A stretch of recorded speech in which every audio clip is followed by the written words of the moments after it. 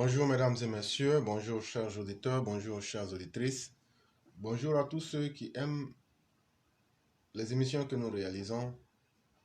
Je vous dis encore en ce 2 février 2023, bienvenue au festin intellectuel.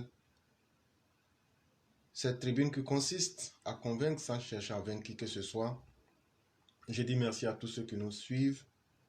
Et sans plus tarder, nous avons 4 sujets à vous présenter et dans certains cas, vous donner nos avis. Le premier sujet a pour titre croissance économique. Les États-Unis, séduits par les performances réalisées sous la dirigeance du président Alassane Dramane Ouattara.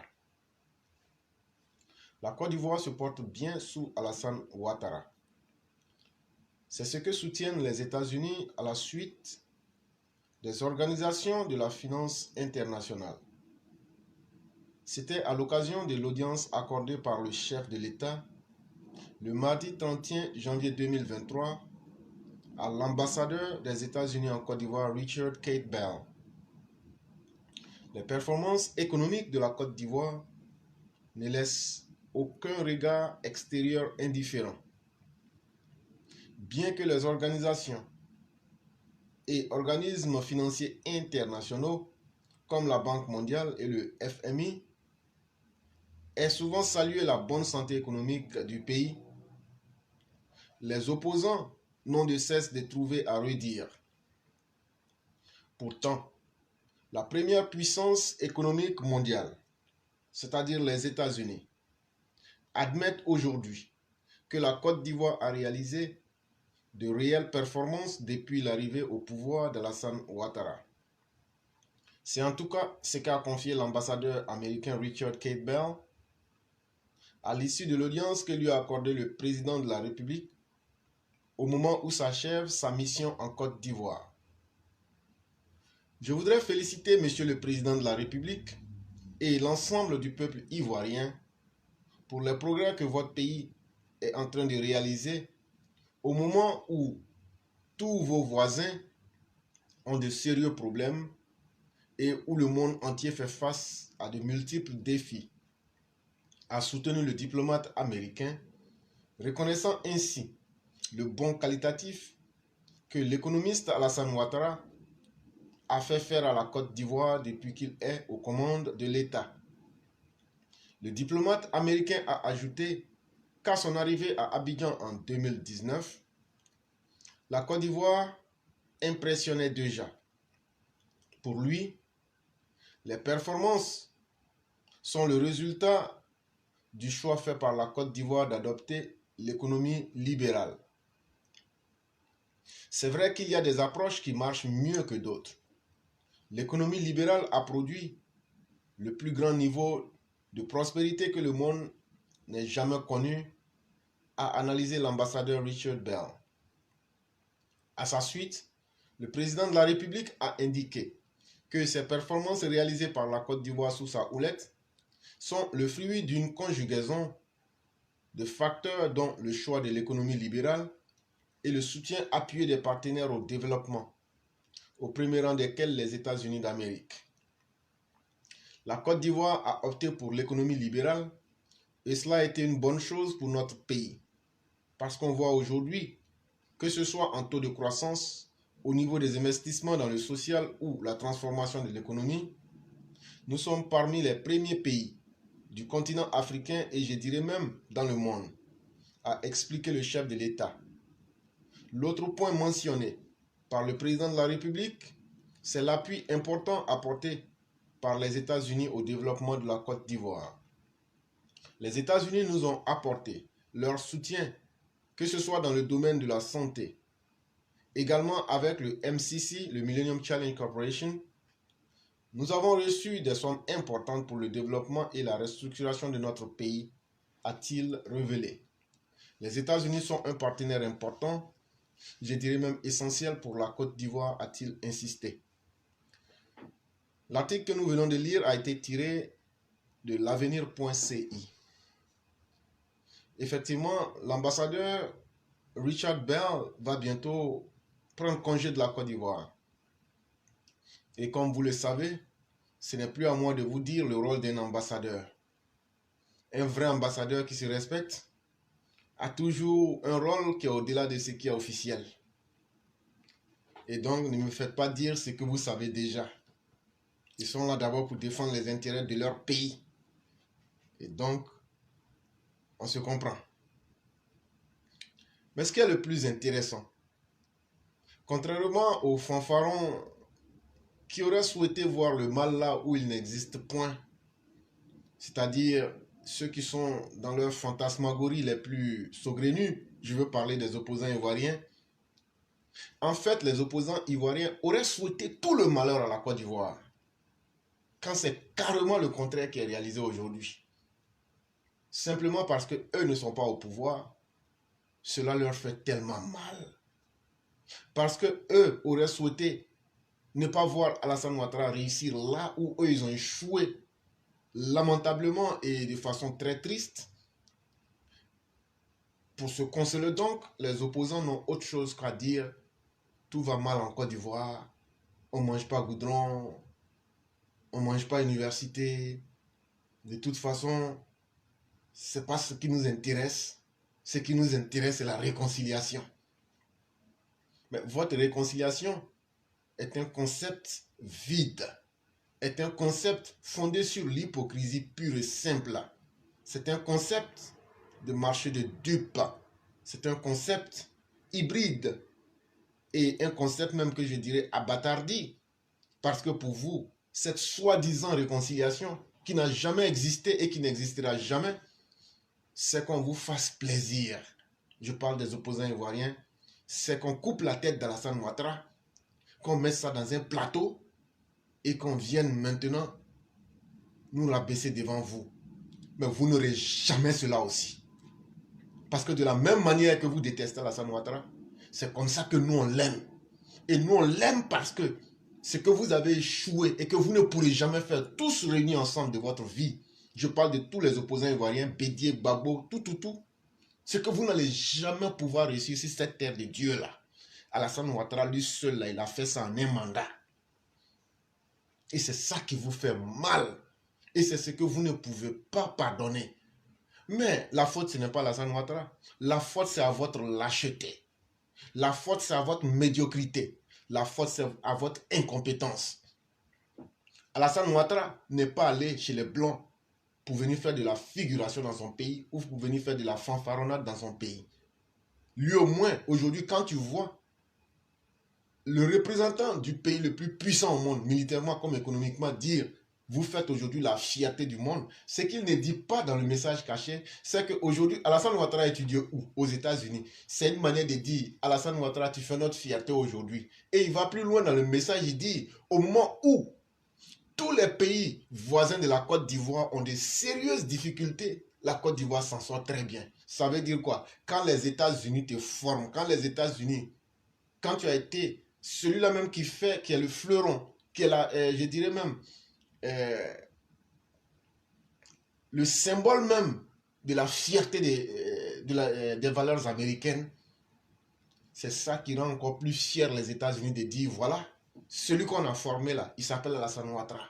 C'est chez nous, il a appris et il a suivi notre modèle. Voilà pourquoi l'ambassadeur parle du modèle libéral d'économie.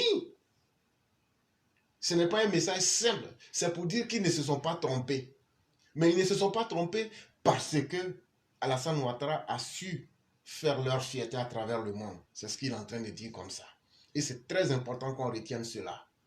A contrario, ceux qui sont restés dans les livres, dans la théorie, ceux qui sont restés dans le bavardage inutile comme Laurent Gbagbo, ceux qui sont restés dans les haines et ceux qui sont restés dans des politiques grégaires, dans des politiques de haine, comme les Laurent Gbagbo et comme les Bédié, dans la haine pure et dure, regardez comment ces personnes-là finissent aujourd'hui. Elles ne pourront absolument rien réaliser en termes de biens. Et ces personnes ne font la fierté de personne sur la terre. Même les partisans de Laurent Gbagbo et de Bédié savent qu'eux-mêmes ils ont honte de Bédié et de Laurent Gbagbo. Les partisans de Gbagbo et puis de Bédié là, eux-mêmes là ils ont honte de Bédié et puis Laurent Gbagbo tellement ils ne valent rien. Eux-mêmes ils disent ça, ils disent nous on sait que nos gars là ils ne valent rien. Mais c'est parce qu'ils nous donnent à manger. Quand ils disent qu'ils leur donnent à manger là, ça veut dire la vie facile là. C'est qu'eux ils auraient aimé là. Eux ils n'ont qu'à être là avoir une vie facile, avoir des chèques, avoir des salaires sans rien faire. Mais si on ne fait rien là, le pays aussi ne va pas évoluer, le pays va tomber. C'est ça aussi qui fait que vous ne pouvez pas aimer Alassane Ouattara. Parce que lui dit, on doit travailler. Vous dites non, non, non, on doit bénéficier gratuitement et facilement. Vous pensez que c'est les autres qui doivent travailler pour vous. La Côte d'Ivoire, là, ce n'est pas champ de cacao de quelqu'un. La Côte d'Ivoire, là, ce n'est pas héritage de quelqu'un pour dire que non, comme c'est mon héritage, là, voilà ceux qui vont travailler. Personne n'est camarade de quelqu'un, personne n'est esclave de quelqu'un, personne ne va laisser l'autre lui dicter sa place. Tout le monde mérite la Côte d'Ivoire si on est tous ivoiriens. Et personne ne se laissera dicter ou personne ne se laissera être le dernier ou le premier. C'est ça aussi qu'il faut comprendre. Parce qu'à force d'être incapable et inconséquent, ceux qui n'étaient même pas intéressés à faire de la politique, vous les avez aujourd'hui intéressés à faire de la politique. À force d'être dans vos méchancetés, vous avez forcé les gens qui n'aimaient même pas politique, qui ne comprenaient même pas politique là, vous les avez rendus intelligents aujourd'hui. Donc maintenant que ça a produit l'effet contraire là, vous pensez qu'eux ils vont maintenant s'asseoir pour vous regarder. Et jamais de la vie, c'est fini comme ça. En voulant faire du mal, vous avez ouvert la voie pour que les gens comprennent que la politique là, ça concerne tout le monde. On va tous faire ça aussi. Et on ne va plus vous laisser d'espace. C'est ça qui est important. Nous disons bravo au président Ouattara. Tout ne s'est pas parfait en Côte d'Ivoire, mais aujourd'hui, quand on voit que la Côte d'Ivoire est en paix, quand on voit que la Côte d'Ivoire est sécurisée vis-à-vis, comparativement aux pays comme le Burkina et le Mali qui sont victimes du terrorisme, quand on voit aujourd'hui la santé financière de la Côte d'Ivoire, il faut être un idiot de première classe pour venir dire que tout va mal. Il faut être un idiot de première classe pour venir dire que le développement, c'est Abidjan seulement, comme disait un certain Laurent Gbagbo. Il faut être un clown, un plouc pour venir dire que non, non, non, que l'argent ne circule pas. L'argent qui ne circule pas, c'est l'argent volé. C'est l'argent de la facilité. C'est quand les Laurent Gbagbo étaient au pouvoir, l'argent qu'ils volaient là, sans réaliser les projets, sans construire les universités, sans construire les routes, que vous voyez aujourd'hui là. C'est cet argent-là qui circulait entre un groupuscule d'individus. Ça ne circulait pas entre les Ivoiriens.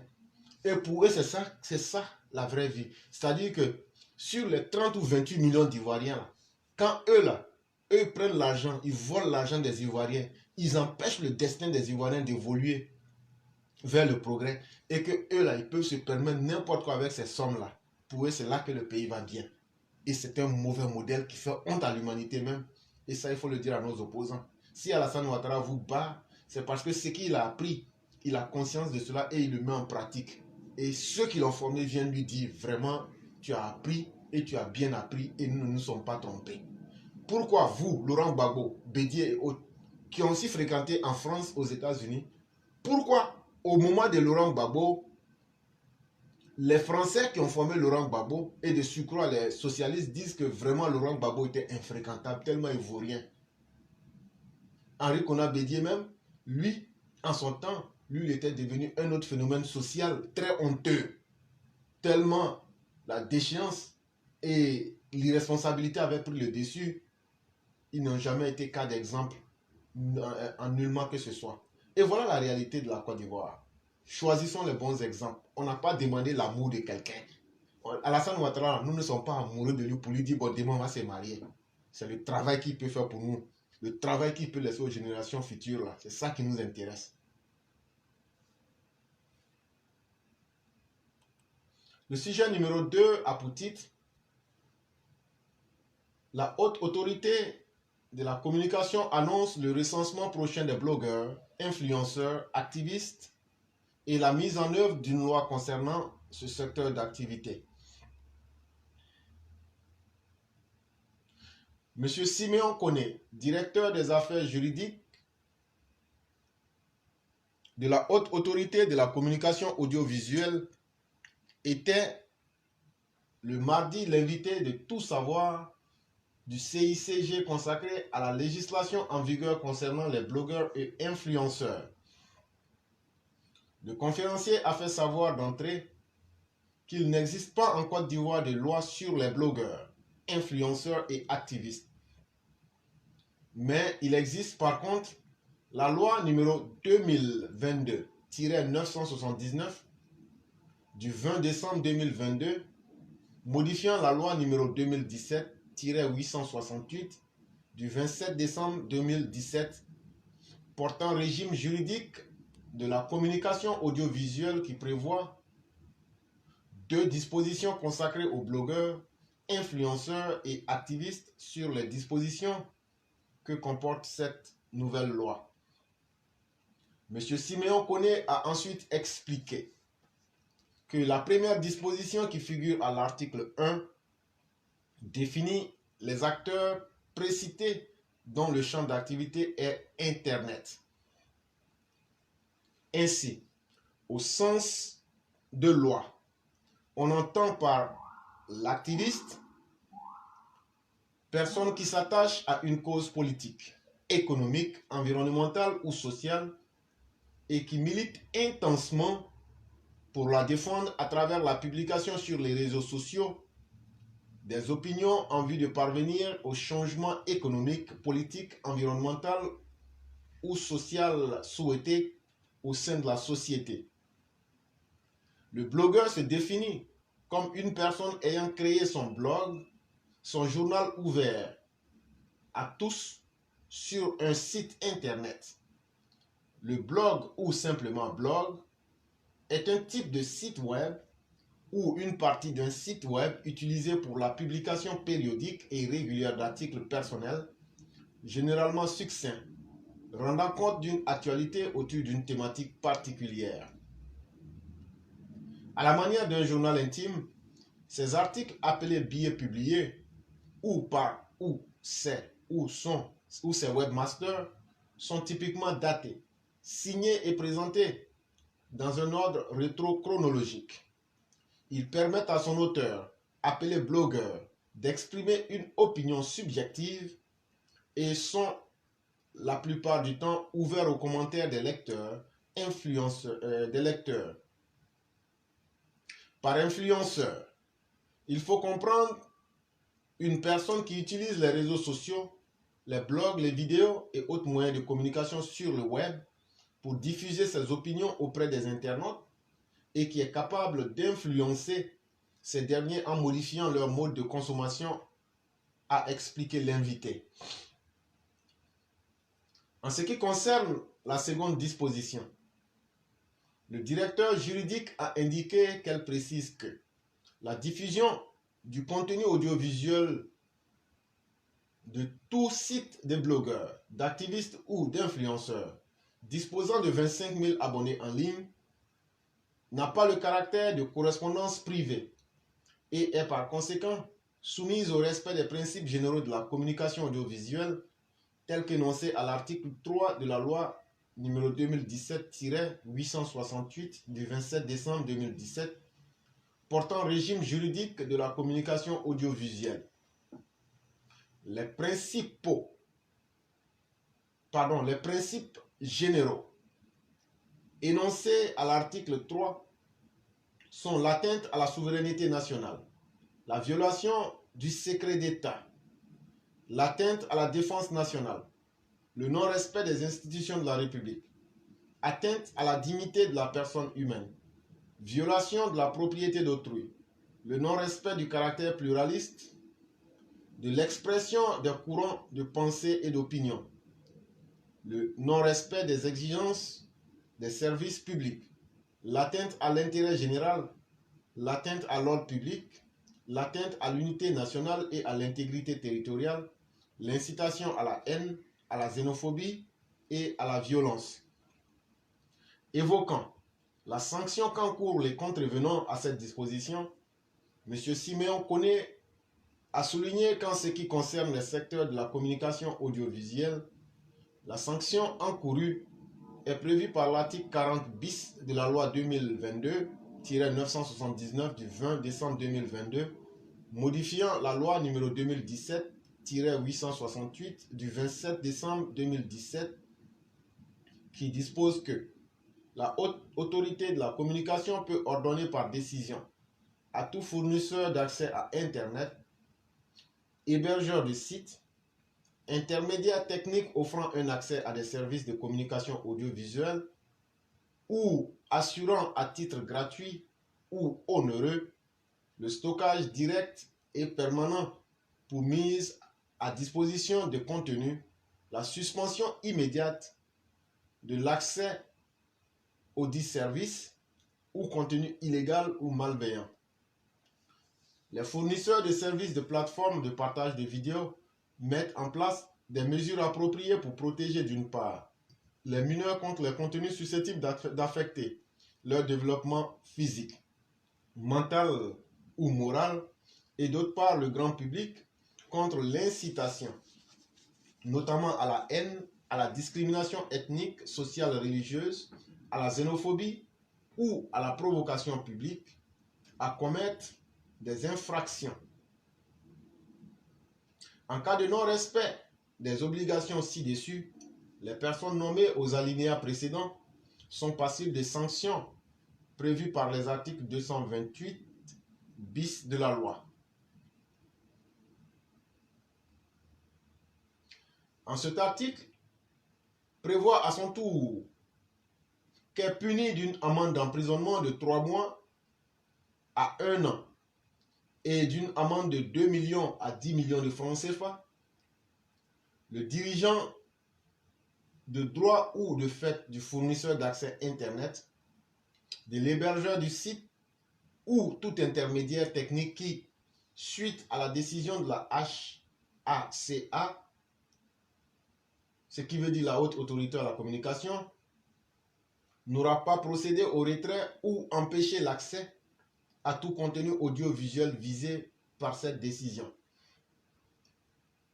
En clair, il s'agit des mesures tendant à faire cesser la diffusion de tout contenu audiovisuel illégal ou malveillant, sans préjudice des poursuites pénales que pourrait engager le procureur de la République contre le contrevenant, a mentionné M. Koné.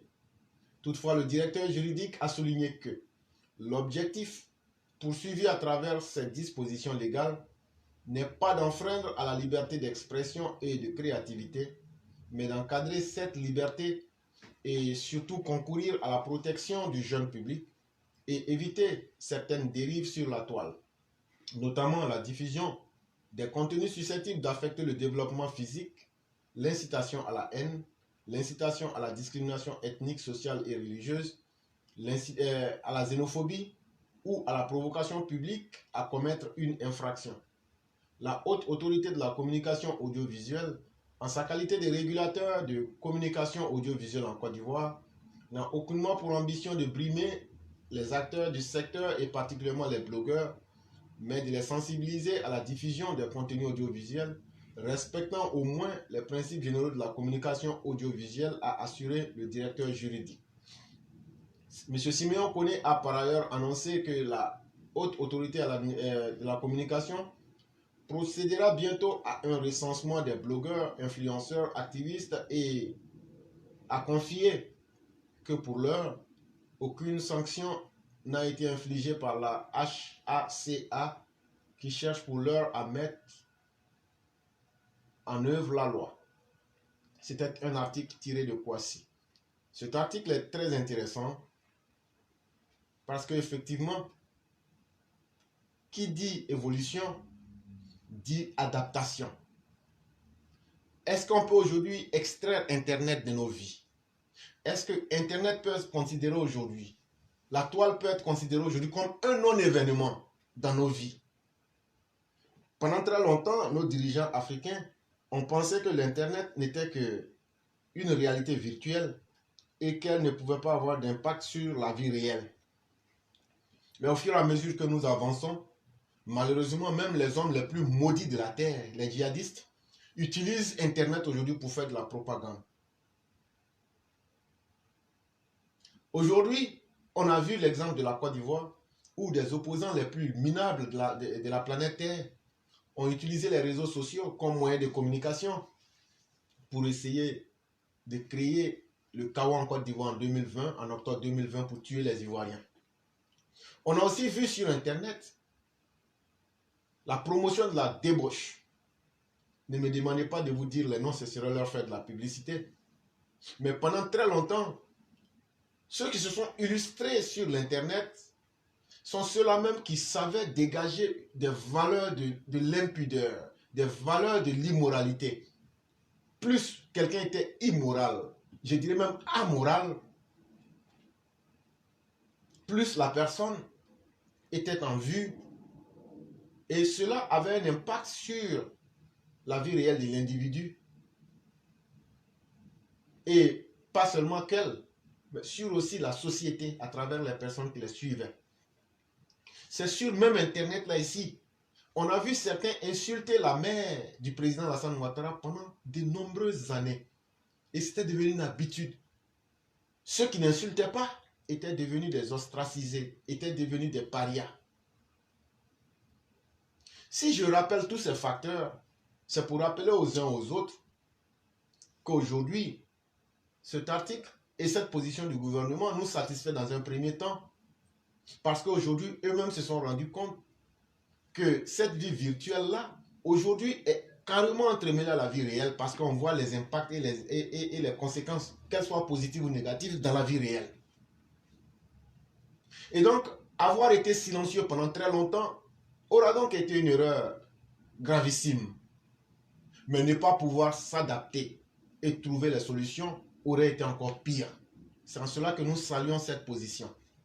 Mais il faut bien le rappeler. Il faut bien le rappeler. Nous attendons de bien voir la loi pour voir si ce n'est pas une méthode pour pouvoir museler les gens. Nous ne serons jamais d'accord pour cela. Et ce n'est pas la première fois que je vois cela. Si la loi est évoquée pour réprimer ceux qui sèment la haine, ceux qui encouragent à la discrimination, ceux qui encouragent aux inégalités sociales et religieuses, et ceux qui font la promotion du mensonge, en ce moment nous sommes d'accord. Je n'irai pas loin. Je prendrai mon cas, le cas d'éclaireur pro-vérité.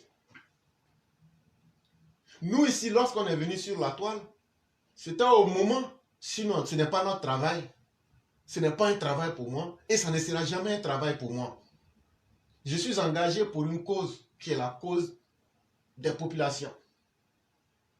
Et à travers cela, l'affinité idéologique avec le RHDP et surtout mon attachement indéfectible et indiscutable au président de la République. Voilà ce qui nous a amenés sur la toile. 1. Défendre la vie des Ivoiriens. 2. Défendre le pays contre les mensonges qui étaient proférés en octobre 2020 afin de pouvoir sauver des vies. Troisième chose, c'est nous sur la toile ici qui avons dit le fait d'insulter et de dire n'importe quoi doit cesser. On a traqué méthodiquement tous les insulteurs publics et tout le monde sait notre passage, ça ne laisse personne indifférent sur la toile. Mais si la haute autorité de la communication audiovisuelle avait pris conscience le plus tôt possible de toutes ces dérives, on aurait pu assainir la toile depuis très longtemps. Si la haute autorité de la communication audiovisuelle avait compris les choses de cette façon-là, peut-être qu'on aurait pu éviter les dégâts qu'on a pu voir en 2020. Parce que dans l'article, ils disent comme ça, qu'ils vont essayer de faire tomber une amende sur les hébergeurs. Ceux qui font la promotion, les fournisseurs d'accès Internet et autres vont payer une amende qui varie entre 2 millions et 10 millions. Et il y aura aussi une peine d'emprisonnement de 3 mois à 1 an d'emprisonnement à des hébergeurs de sites ou des intermédiaires techniques ou même à des fournisseurs ou à des dirigeants. Mais si cela était vrai, et si c'est maintenant qu'on prend conscience de cela, si nous l'avions fait plus tôt, combien de fois nous on a demandé ici que vous ne pouvez pas condamner quelqu'un qui est en France et qui lance des messages de haine. Mais vous pouvez au moins bloquer ces vidéos, l'accès de ces vidéos sur la Côte d'Ivoire, même si vous ne le faites nulle part. Je prends un exemple. Quand vous prenez Marie-Jeanne Tago Pinglene, qui fait de l'incitation à la haine et qui donne de façon très claire les méthodes pour assassiner le président Ouattara, en demandant clairement au garde-corps du président Ouattara de l'assassiner, mais elle va plus loin pour dire que si ces personnes ne procèdent pas à l'assassinat du président Ouattara, c'est parce qu'elles ne sont pas ivoiriennes. Donc, promotion de la haine, de la discrimination ethnique, de la xénophobie, la provocation publique à commettre une infraction, un crime d'État. Mais cela ne gêne pas la haute autorité de la communication audiovisuelle. Cela ne gêne personne en Côte d'Ivoire. Est-ce que la haute autorité ne peut pas bloquer l'accès aux vidéos néfastes qui peuvent essayer de créer des troubles en Côte d'Ivoire? Parce que moi, je suis réaliste. Celle-là, elle est couchée en France là-bas. Vous ne pouvez pas aller bloquer celui qui fournit les services Internet. On est d'accord. Vous ne pouvez pas emprisonner les autorités françaises. On est d'accord. Mais vous pouvez au moins empêcher que la vidéo circule en Côte d'Ivoire. Mais est-ce que vous le faites? Non, vous ne le faites pas. Il y a combien de messages Elvic TV?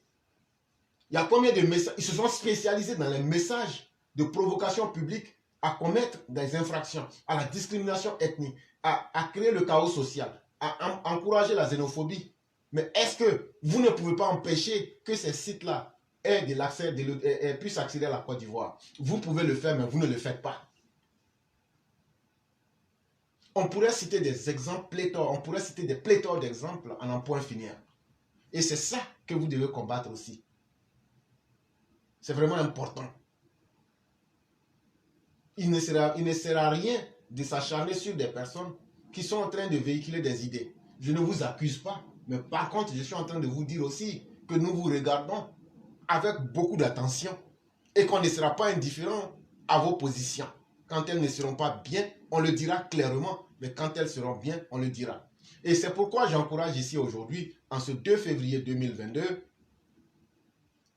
il y a depuis pratiquement 3 ou 4 jours, une pétition qui doit être signée en ligne pour que Marie-Jeanne Tabo Pinglini puisse être poursuivie en Côte d'Ivoire comme en France pour les propos haineux, discriminatoires, les propos à une incitation à commettre un crime et à déstabiliser les institutions de la Côte d'Ivoire en tuant le chef de l'État.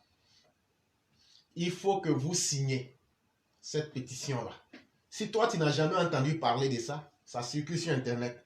Il faut demander, on va te dire, voilà ça. Tu signes. Quand tu vas signer là, la pétition dit, à partir de la pétition là, ils vont poser plainte contre elle en France et en Côte d'Ivoire. Et le jour qu'on va l'attraper là, on va la juger puis la condamner sévèrement.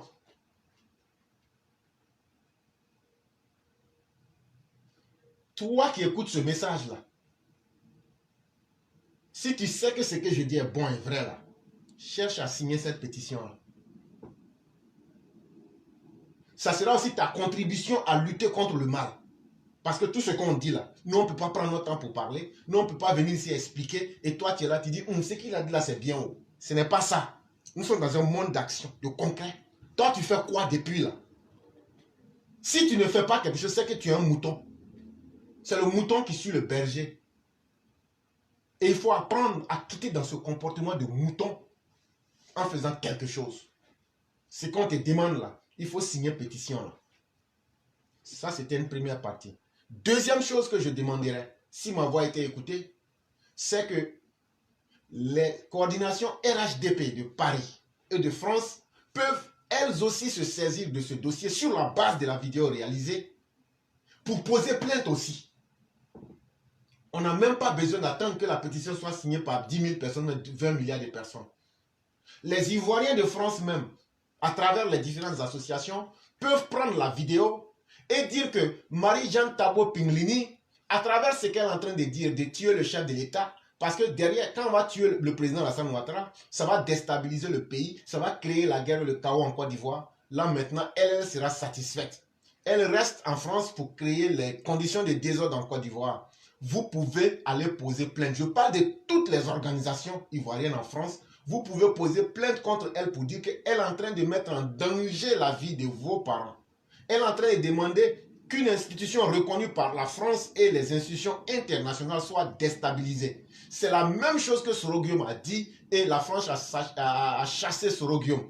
C'est la même chose qu'elle est en train de dire. Quand Soroguium dit faites un coup d'État Regardez au fond même de votre conscience et allez enlever Alassane Ouattara. Mais elle va plus loin pour dire même voilà, essayez de le tuer en tirant sur lui. C'est la même chose.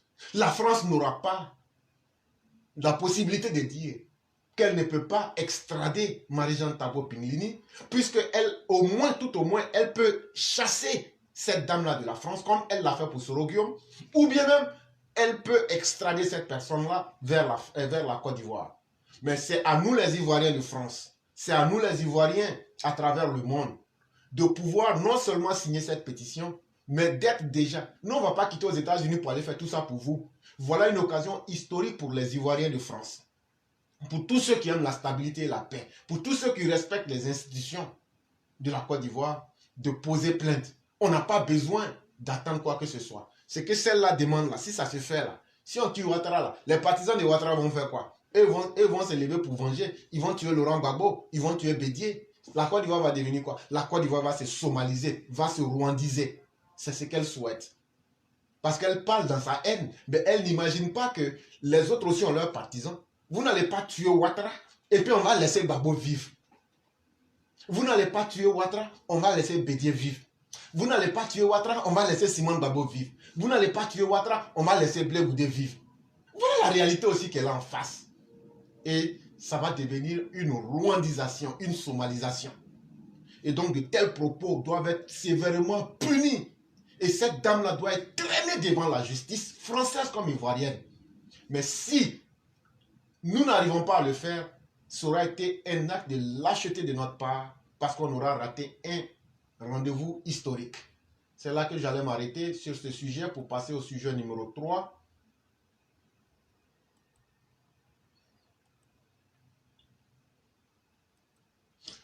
Le sujet numéro 3 a pour titre non-respect des prix des produits, importante saisie et les portes d'un magasin scellé à Port-Bouin.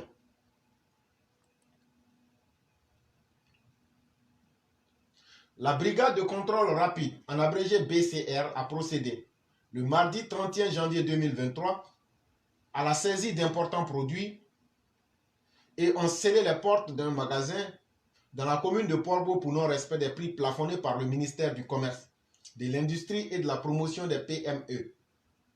Nous apprenons que c'est sur dénonciation que la BCR a fait une descente au quartier Gonzagueville pour constater effectivement que les prix des produits alimentaires de première nécessité sont jugés trop élevés dans cette zone.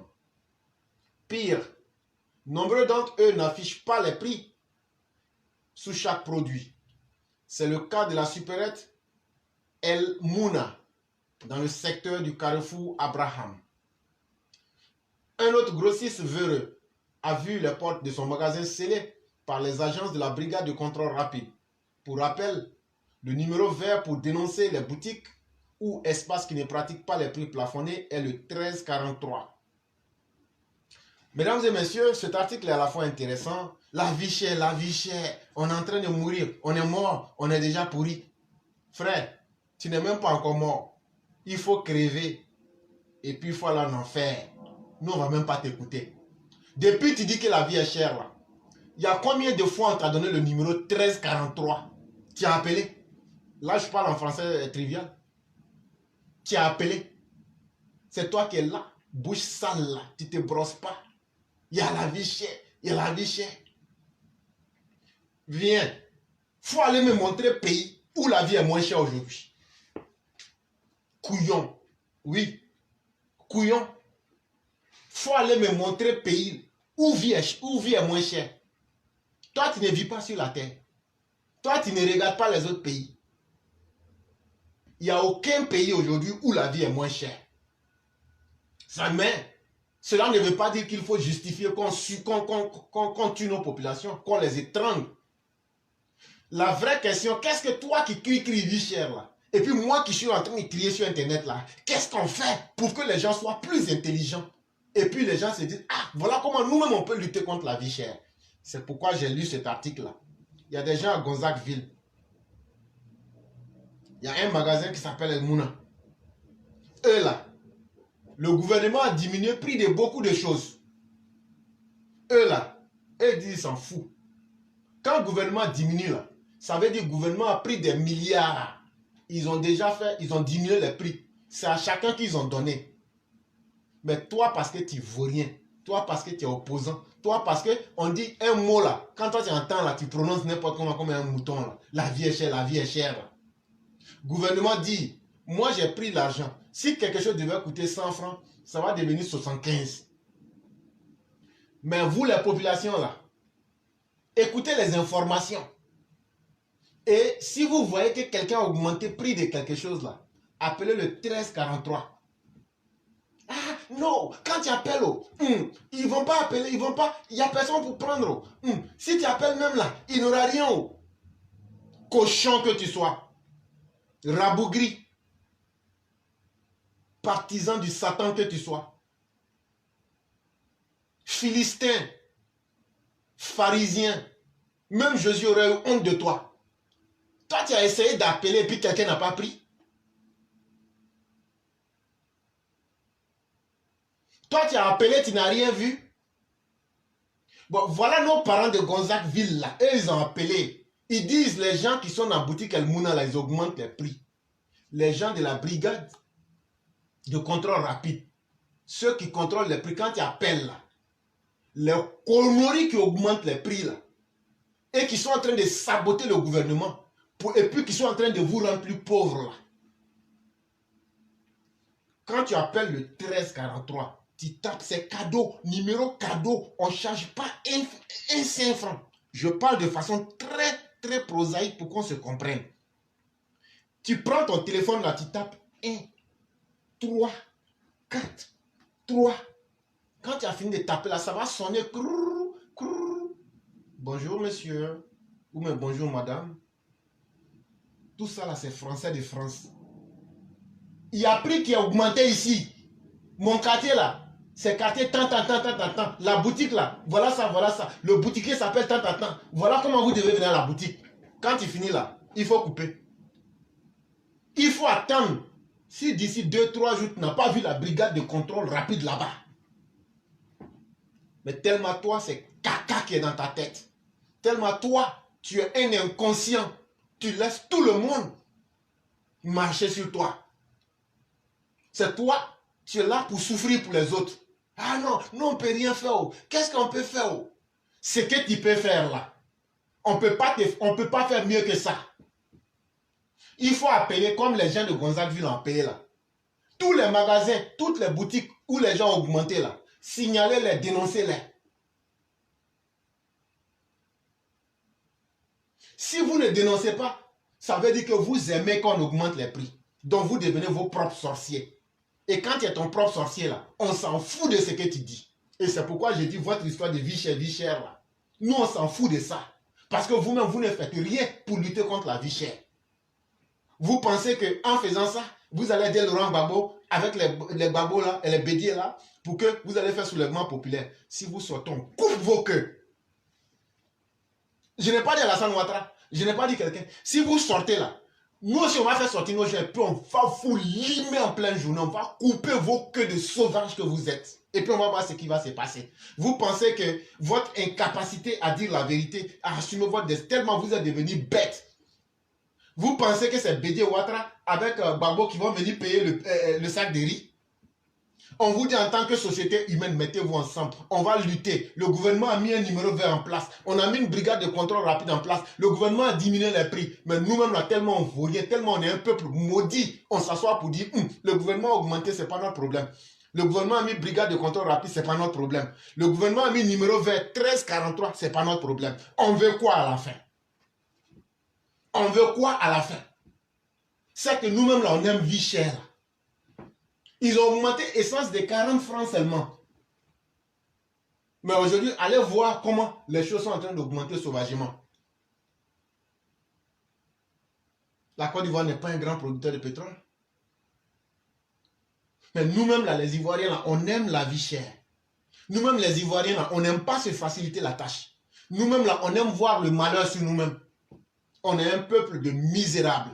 On est un peuple malheureux qui n'aime pas le bonheur. Sinon, ce que le président Alassane Ouattara a fait à travers son gouvernement, je n'ai pas dit que ce sont les mesures les plus exceptionnelles, mais il n'y a aucun pays qui l'a fait. Il n'y a aucun pays qui l'a fait. Et s'il y en a, donnez-moi le nom de ce pays-là. Mais si nous-mêmes, on ne prend pas avantage, si nous-mêmes, on ne prend pas le temps de chercher à lutter pour nos droits, on pense que c'est en nous plaignant que les autres vont venir lutter pour nous, jamais de la vie.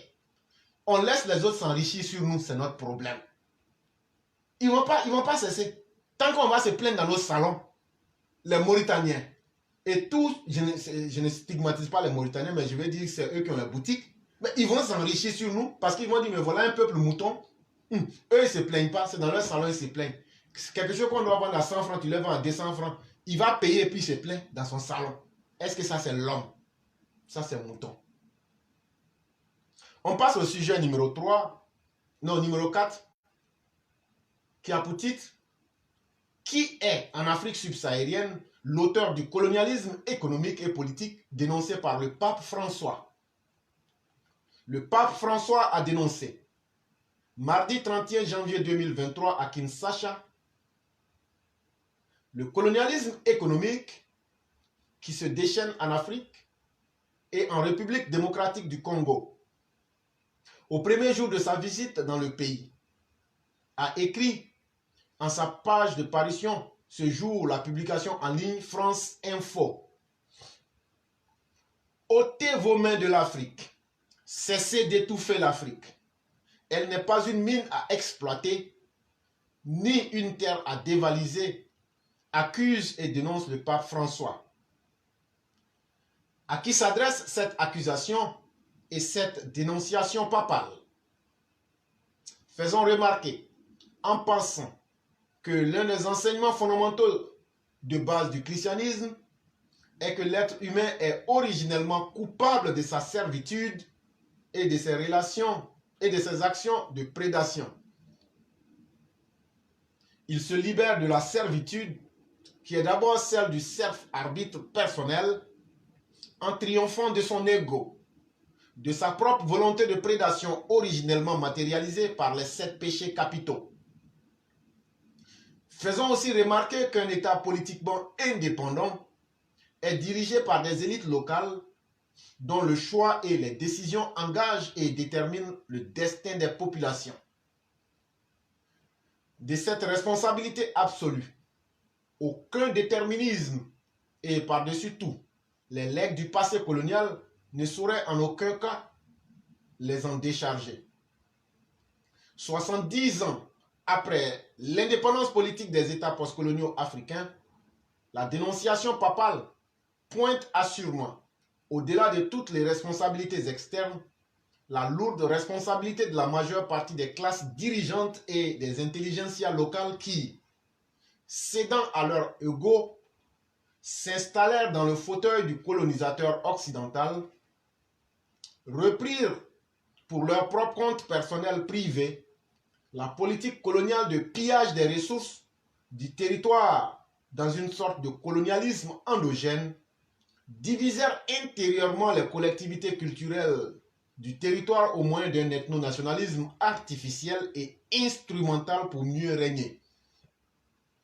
Firent diversion en détournant l'attention du peuple sur des boucs émissaires commodes au moyen d'un anticolonialisme anachronique et d'un panafricanisme déclamatoire d'opérette, occultèrent, au moyen de cette diversion, la problématique du développement et des sacrifices requis aux classes dirigeantes pour atteindre cet objectif.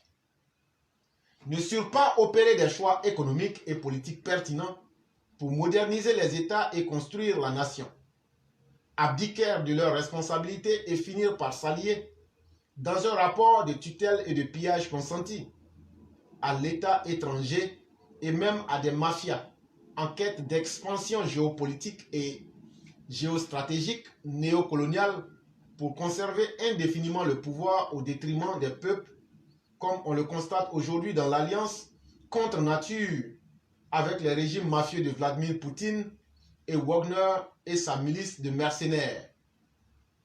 Pour souligner cette lourde responsabilité des classes dirigeantes et des intelligentsias qui ne surent pas user de leur libre arbitre pour opérer des choix rationnels et promouvoir le développement qui en usèrent pour proroger une colonisation politique et économique, une servitude volontaire dans l'État postcolonial, ne faut-il pas souligner que, soumis à la même domination coloniale occidentale, certains peuples asiatiques, à l'image de la Corée du Sud, surent s'en libérer en choisissant la voie de la construction nationale, de l'alliance entre l'identité ethnique et rationalité moderne, de l'éducation du peuple, de la maîtrise des diverses formes de rationalité moderne, de la modernisation économique et politique.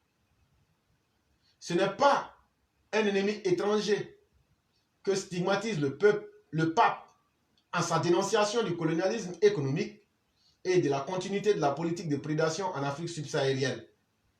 C'est plutôt la responsabilité et la démission de certaines classes dirigeantes et de certaines intelligentsias locales que dénonce le pape François. L'un des enseignements fondamentaux du christianisme est que l'être humain se libère toujours de la servitude, qui est d'abord celle du self-arbitre personnel, en triomphant de son ego, de sa propre volonté de prédation originellement matérialisée par les 7 péchés capitaux. C'était un article de notre père Alexis Diette, article très intéressant et très révélateur de beaucoup de choses. Lorsque le pape François nous dit et dénonce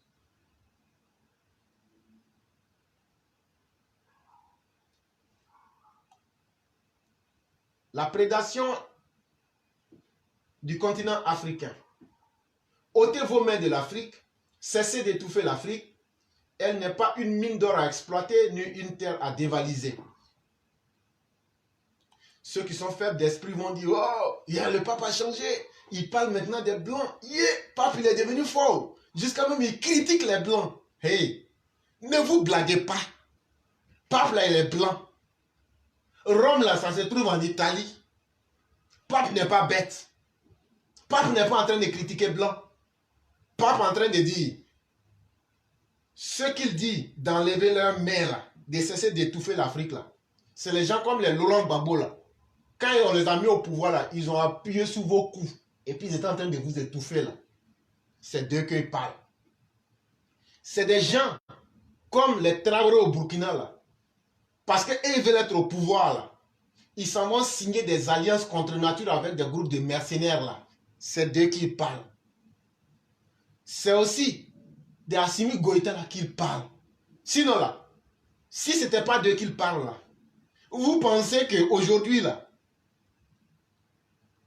est-ce que c'est l'Afrique qui domine l'Occident ou mais c'est l'Occident qui domine l'Afrique?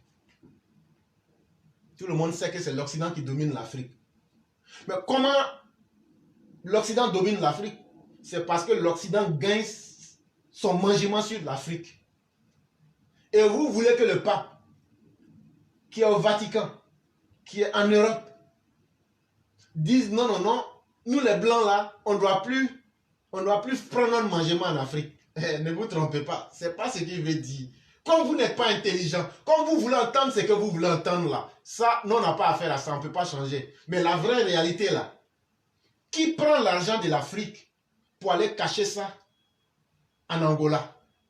Qui prend l'argent de l'Afrique pour aller cacher ça en Suisse? Qui prend l'argent de l'Afrique pour aller cacher ça aux États-Unis? Allez demander à Sani Abacha, quand il est décédé là, il y a combien de milliards du Nigeria qui sont restés aux États-Unis? Allez demander à Félix Houphouët-Boigny, il y a combien de nos milliards qui sont restés en Suisse?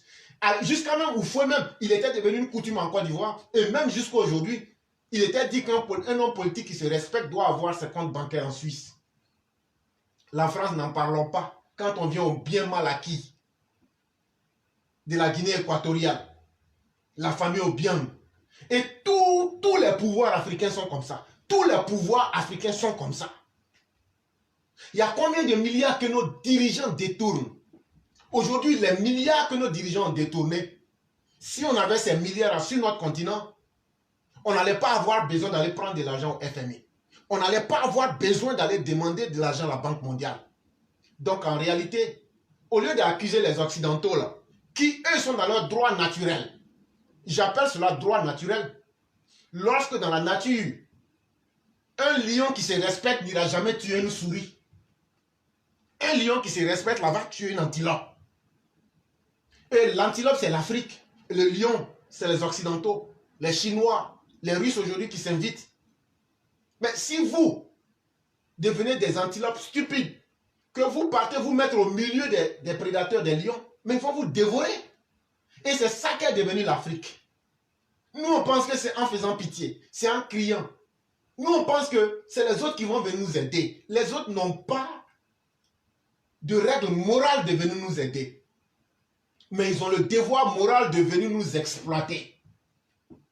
Comme de la même manière, un lion qui se respecte ne peut pas aller soigner la plaie d'une antilope. Il va dévorer l'antilope. L'Occident n'a pas pour vocation de venir aider l'Afrique. Leur première vocation est de venir se servir de l'Afrique pour essayer de résister et d'évoluer.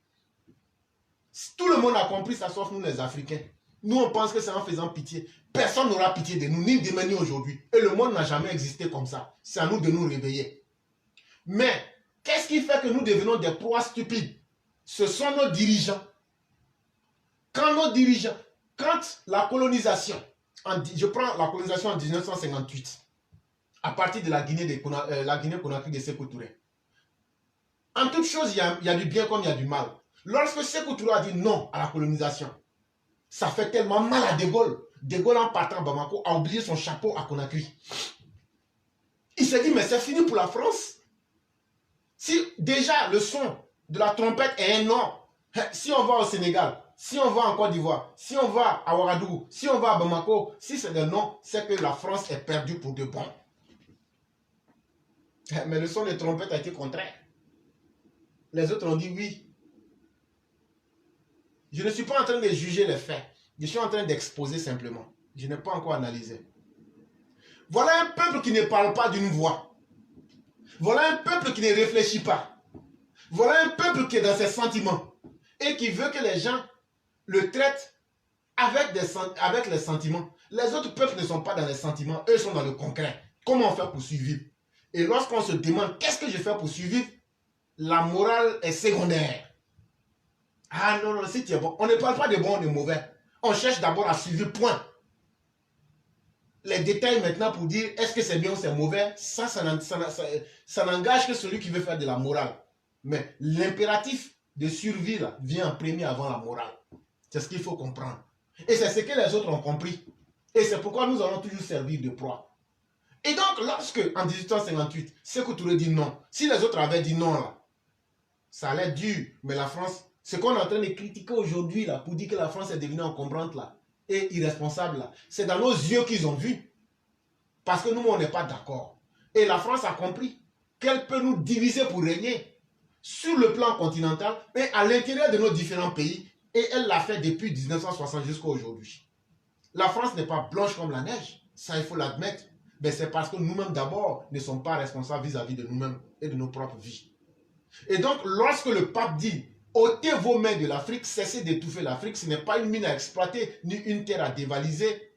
C'est vous, les politiciens, qui avez volé des milliards et des milliards sur près de 60 ans et que vous avez caché en Suisse, aux États-Unis, dans les paradis fiscaux. Même des rebelles comme les Sorogium ont de l'argent caché dans les paradis fiscaux. Les gens comme les Nathalie Diam qui vont prendre de l'argent des Africains et elle ment qu'elle a été ministre des Affaires des Finances en Côte d'Ivoire. Menteuse en plus. Une femme qui ment, elle donne envie de vomir. Une femme menteuse, une femme voleuse, c'est le comble du ridicule et de la déchéance humaine. Et donc, chers Africains, est-ce que dans ton pays, il n'y a pas un dirigeant qui a un compte quelque part, en dehors de son pays? Donnez-moi le nom d'un seul dirigeant français qui a un compte en Afrique. Donnez-moi le nom d'un seul dirigeant américain qui a un compte en Afrique. Donnez-moi le nom d'un seul dirigeant d'un pays occidental qui a un compte bancaire en Afrique. Par contre, on peut vous citer le nom de tous, je dis bien de tous les dirigeants africains. Ils ont des comptes et des centaines de comptes. Souvent, eux-mêmes ne connaissent pas. Est-ce que Kadhafi n'a pas pillé les ressources de la Libye pour les disséminer à travers le monde? Et donc, les exemples, à les citer un à un, ce serait une perte de temps. C'est un cas général. Et donc, ceux qui étouffent l'Afrique, là, ce sont les dirigeants qui, au lieu de prendre une position de prise de conscience, Lorsque les colonisateurs sont partis, eux-mêmes se sont transformés en colonisateurs. Eux ont agi pire que les colonisateurs. Et quand les colonisateurs ont vu ça, ils disent, mais tiens, c'est que ce qu'on faisait là, nous on avait la peau blanche. Mais aujourd'hui, avec les peaux noires qui sont là, on peut faire pire. On peut même crucifier le peuple africain en passant par ces dirigeants africains pour les asservir, pour les soumettre à une servitude. Et malheureusement, c'est le modèle qui marche en Afrique. Et les populations elles-mêmes ne s'engagent pas, ne se déterminent pas pour engager leur destin vers la voie de la compréhension. Et c'est pourquoi nos dirigeants africains auront intérêt à ce que le peuple ne soit pas éduqué. Et c'est pourquoi nos dirigeants africains auront intérêt à ce que eux fassent plaisir d'abord à l'Occident, aux dirigeants occidentaux, plutôt que de faire plaisir à leur peuple. C'est pourquoi, tant qu'on restera dans ça, vous aurez des gens comme les Laurent Gbagbo qui, après avoir tué des centaines de milliers d'Africains sur plus de 10 ans de règne, tribalistes, sanguinaires et non encore repentis, ces dirigeants-là viennent aujourd'hui vous dire « Non, non, non, nous on est là pour les Africains. On est là pour les Africains. » Oui, mais cette fois-ci, là, c'est toute l'Afrique qui va tuer. Ça ne sera plus la CEDEAO. Et c'est ça. Quand on a eu des dirigeants comme les Laurent Gbagbo, quand on a eu des dirigeants comme les Bédier, quand on a eu des dirigeants aussi lamentables, comme certains dans d'autres pays africains, vous comprenez facilement que les Occidentaux aujourd'hui sont très à l'aise. Parce qu'à la fin de la journée, là, ils peuvent le dire à qui veut l'entendre. Ce n'est pas nous qui dirigeons vos pays. Mais quand on voit des gens, ah non, il est populaire. Mais sa popularité, là, quand il va devant chez les Blancs, là, il ne peut même pas parler. Donc sa popularité, là, servi à quoi? Ouattara que vous détestez, là, lui, là, vous dites qu'il n'est pas populaire, là. Mais c'est lui qui a envoyé la réforme du franc CFA pour aller vers l'éco. C'est lui qui a dit, les fonds de réserve du franc CFA, là, on va rapatrier ça dans nos banques en Afrique. C'est lui qui dit, voilà ce qu'on doit faire. On a besoin de dirigeants capables.